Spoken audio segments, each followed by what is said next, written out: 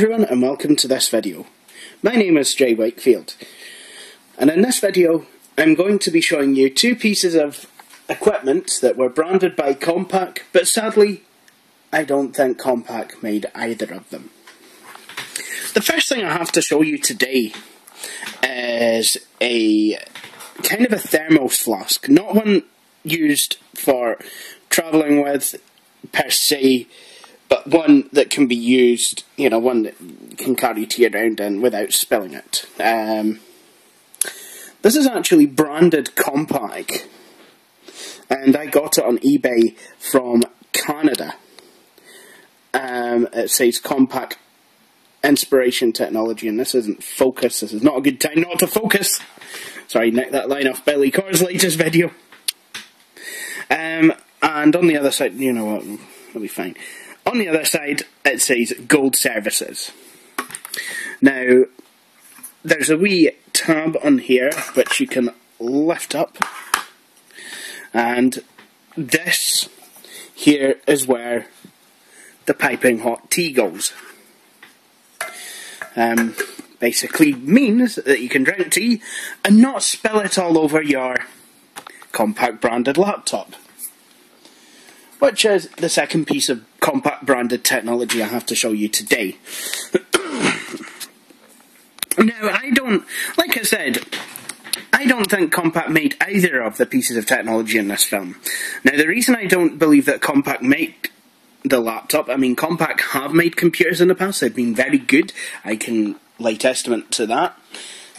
But, when this machine came out, Hewlett-Packard were firmly in charge. And you'll see that from something in the BIOS, which I'll show you when I power it on. But firstly, this is a early to mid 2000s Compaq. It's got the round Compaq badge on it, which was the style of the time. I like the chrome ring, even though it's made out of plastic. Now, let's have a wee look at this. So on the front, we just have the hard disk bay. I do believe that's what it is anyway.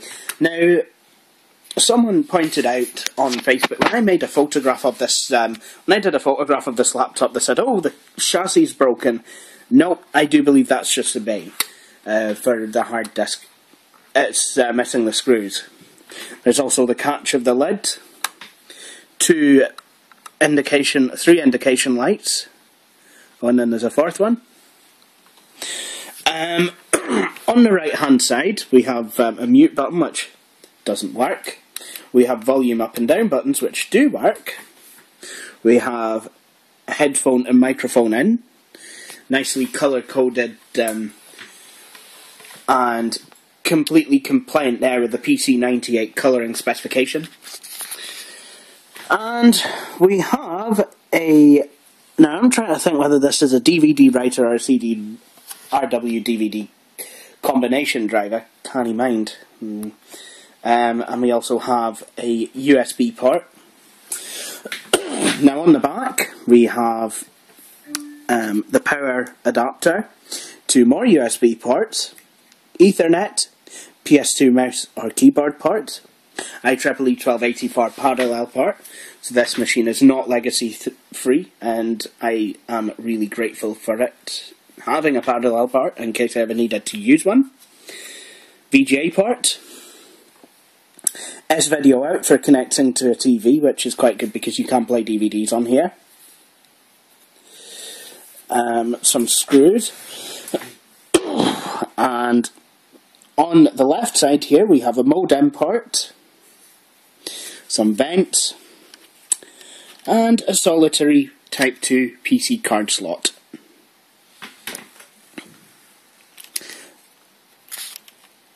Along with the catch, which is nice.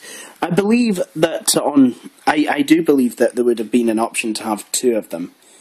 Of course, one's blanked off, whereas at the top you have a switch, at the bottom it's just a solid piece of plastic, and then you have a blanking plate where the other one would normally be.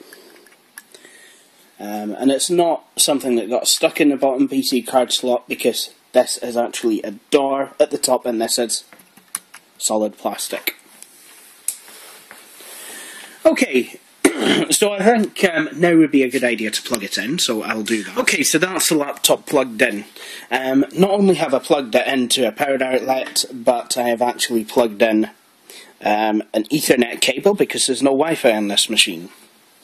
Now this machine is actually a 2.8 GHz Intel Celeron processor, 512 megs of RAM, with 64 meg being shared with the ATI Mobility Radeon graphics. Now, an interesting thing about this laptop is that while it doesn't come with a powered adapter, as per most eBay laptops, I have had some that have came with powered adapters, but that's another topic.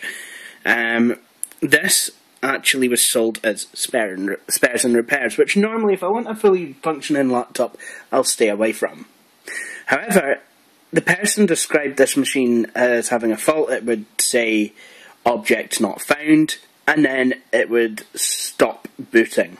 It would not boot anymore. Now, I decided to take my chances on this one. I thought this is a fixer-upper. Hopefully it would be solved by just a reinstallation of Windows. And so I basically bid on this machine. Probably a wee bit too much, but hey. And I won it. I had to go out in the pouring rain to collect it, though. And I thought the machine was going to be water damaged by the time I got home. I was waiting for ages at the bus stop. But never mind. I've got the machine, and it's here now. And, well, I've got to be honest. This machine is in really, really good condition for its age. It is a desktop replacement machine as opposed to a pure portable notebook, because I don't think it's a Celeron. I just believe it's a Celeron 2.8 GHz, which is quite fast for a laptop, or it was back in the day. 2.8 GHz Celeron, and I do believe it has a 40 gig disk drive in it, and the keyboard it's still true. You know, so there are bits of this machine that are actually well built. Predictably, I am using the universal power supply, which has helped me out loads. And so let's power it on. Now, I do want to show you something in the BIOS. One thing about this machine is it doesn't seem to power it on by pressing the power button. The power button will turn it off again, but you do seem to have to press one of these buttons to kind of power the machine on. Puts me in mind of those old Bush CRT TVs where the power button on the remote wouldn't turn the TV on. You'd have to press one of the numbers, or on the actual set you'd have to press a channel up or down. Now, do you remember me talking about how it said Hewlett-Packard in the branding? You know, it was Hewlett-Packard wanted to make sure that you knew that it was them who built it. Product name, Hewlett-Packard. Product model, Presario 2500. Whereas in actual fact this is a Compaq Presario 2500. So let's discard, let's get out of this and get into Windows. The faithful Compaq logo, love it. Although now it has processor branding.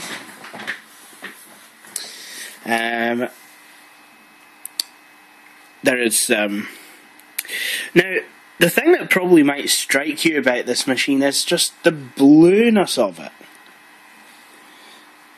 Just the blueness of all the lights, and you'll see it when Windows comes up and loads up the mouse driver. You'll actually see this. But you can tell this machine's age, because back in the mid-2000s, oh, see, there we go, the blue LEDs. I kind of like it, though. Back in the 2000s, they were obsessed. Everyone was obsessed with blue LEDs. My Samsung V20 from 2003, that had a light cluster. It was all blue. And this LED shelf, apart from this, which is orange while charging and then green when fully charged, this is all blue. And in a way, I quite like it. But, you know, everyone did it. But I suppose it does make a nice change from green, which is what we all used in the 90s, and, Yeah, I think each decade has its kind of colours for LEDs. A lot of them in the 80s were red, and then in the 90s it was green and sometimes orange, and then nowadays it's blue. Well, it was blue in the 2000s. Nowadays it's actually white. You know, they did, you know, a lot of laptops now have white lights on them. So, yeah. And of course, if you're running an Apple Mac, there are no lights at all. Apart from on my MacBook Pro, it's when it goes to sleep. It's a white LED. Anyway, I'm just going to type in my password. So, this machine is in brilliant condition, like I said. You know, I couldn't be happier with the condition that it came in.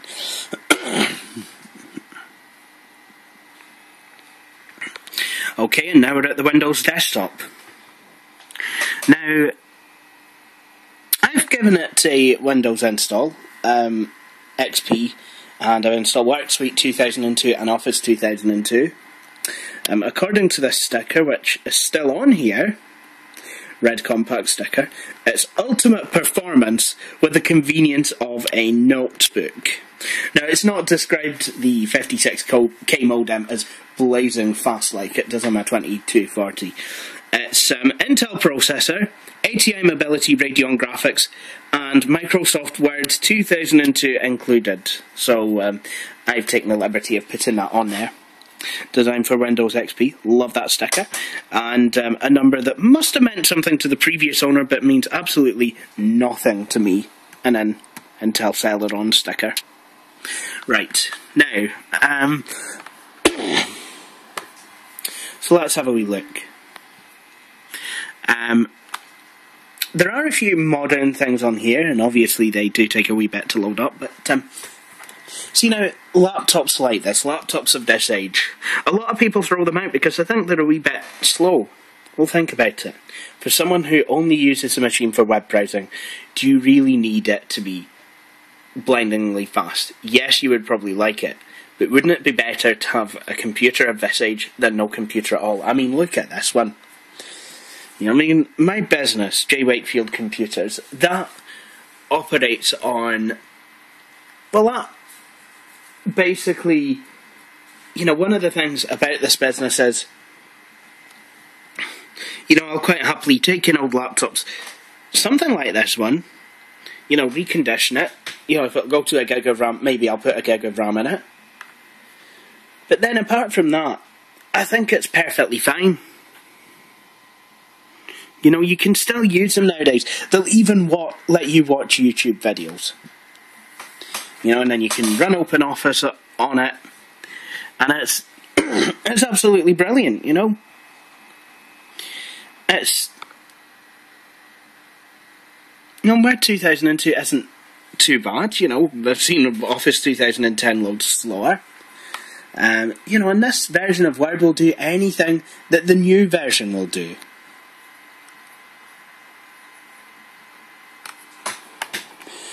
See, that was me defending it, and now it's going to go slow. That's just great. I do believe that's Microsoft WorksSuite add-in for Microsoft Word. But I mean, now that Word's loaded, you can do anything on it. You know, you can write your CV, you can, you know, write the next great novel.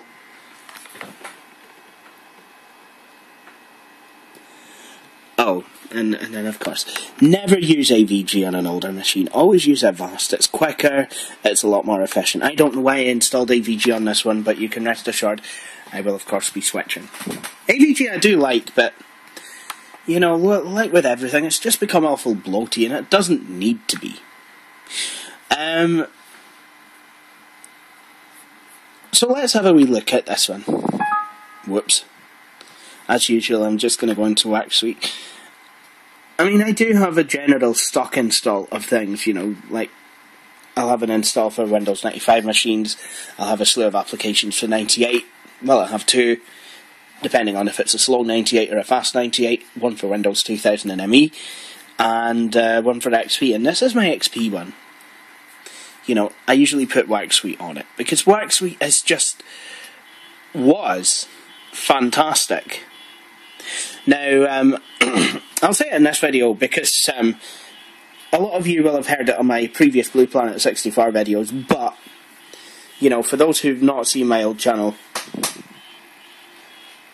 you know, I will say, WorksSuite is, well, it's absolutely amazing. Unfortunately, it too is going slow. But, you know, with WorksSuite, you get quite a number of applications. You get Microsoft Works, which allows you to do kind of spreadsheets, databases, and traditionally word processing as well. And you also get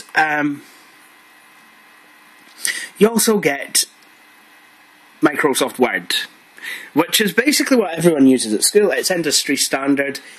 It's the one you use. Because I have to be honest, Works word processor isn't the best. You know, it is a wee bit cumbersome. There we go. You also get the WorksSuite Task Launcher, which is brilliant. You can launch either stuff by programs, and then it'll give you an option of what you can do with each program, or you can do stuff by task. And then obviously, you know, it'll give you, you know, subtasks, and then from there it will launch the appropriate program. And it integrates what was MSN. Some of the stuff isn't relevant anymore, I admit. Encarta could do with being updated. A lot of the scientific stuff, though, will basically be the same. A lot of the history stuff, again, will be the same. You know, not much need to update that. Still very usable. Any of the Office programs, I don't think you need to update it. Microsoft Money, unless you're using online services with it, which obviously can't do now because Microsoft Money is no longer... Well, a lot of these programs are now no longer.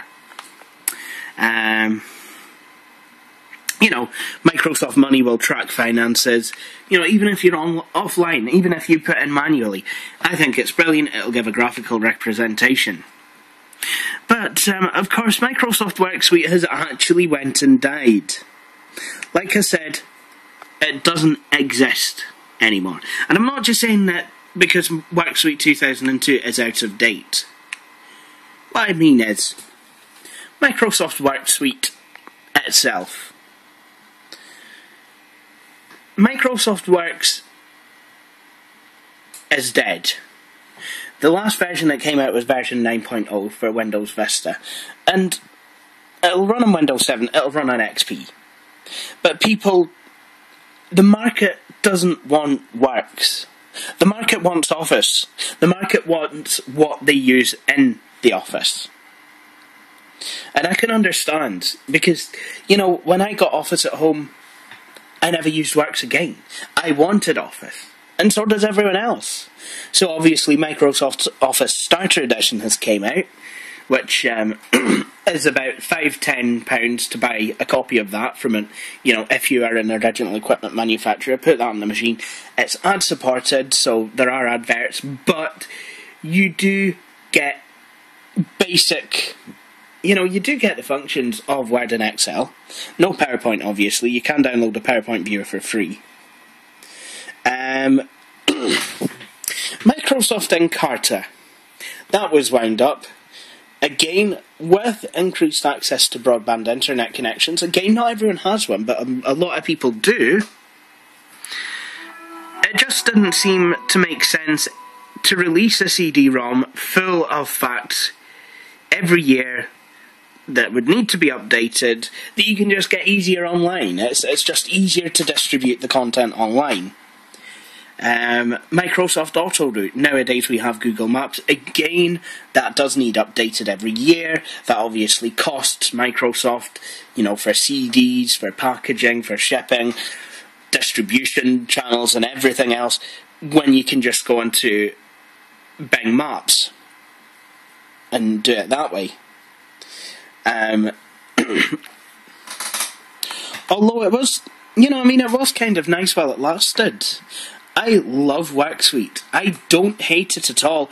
I just love the idea that this DVD-ROM, you know, it would come in a DVD-ROM or a stack of CDs if you're unlucky enough to not have a DVD drive. You know, and it would be everything the computer user would ever need. Billy Carr goes on about Packard belts, how they come with, you know, mid-90s Packard belts actually come with a software suite. Basically, you set the machine up, and that's it. And WorksSuite 2002 is a lot like that as well. You know, you had, you obviously had stuff for writing your documents on, you have stuff for writing, you know, you have stuff for managing your finances, household, or, you know, even small business. Picture It Photo you could do greeting cards with. Microsoft Encarta, you can look things up, add it into a research report. You know, if you're a kid, you're at school, you're doing it for your homework, use Microsoft Word to write up the report with which you look things up on Encarta.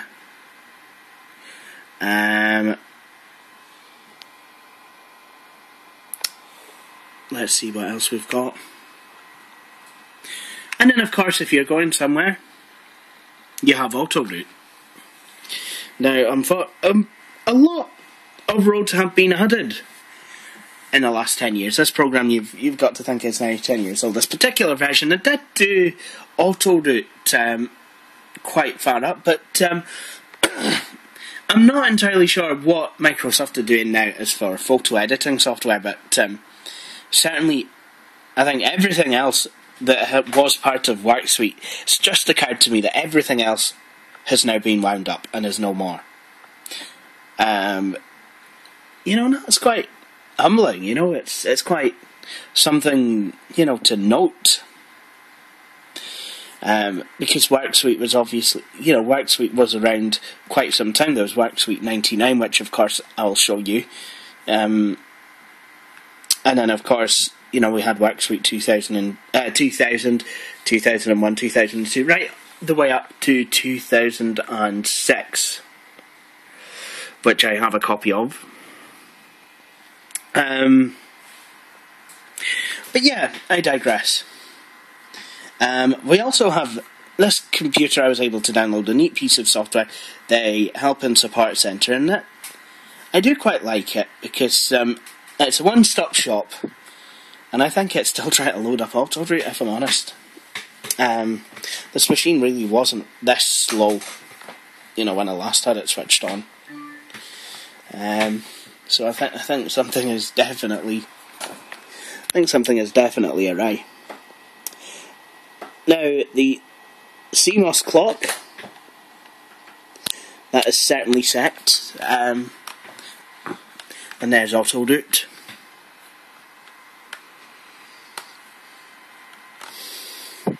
And now I'm currently attempting to load the Help and Support Center. With this machine, and this has become a design cue of a lot of later Compaqs, you can actually turn the mouse on and off. And the way it's set by default is it will actually turn the touchpad off when you plug a mouse in. Now, of course, Billy Carr was joking with me. He says, "Oh, Jay, I could be a real douchebag now and tell you that, you know, to connect an HP mouse to this." Thanks. Appreciate it. Never mind. Ken, you're kidding on. But here's the Help and Support Center, and even though it's a new version, it still retains a Compaq branding. I thought it would actually do the HP branding like it does in the Compaq Diagnostics program. Again, thanks, HP.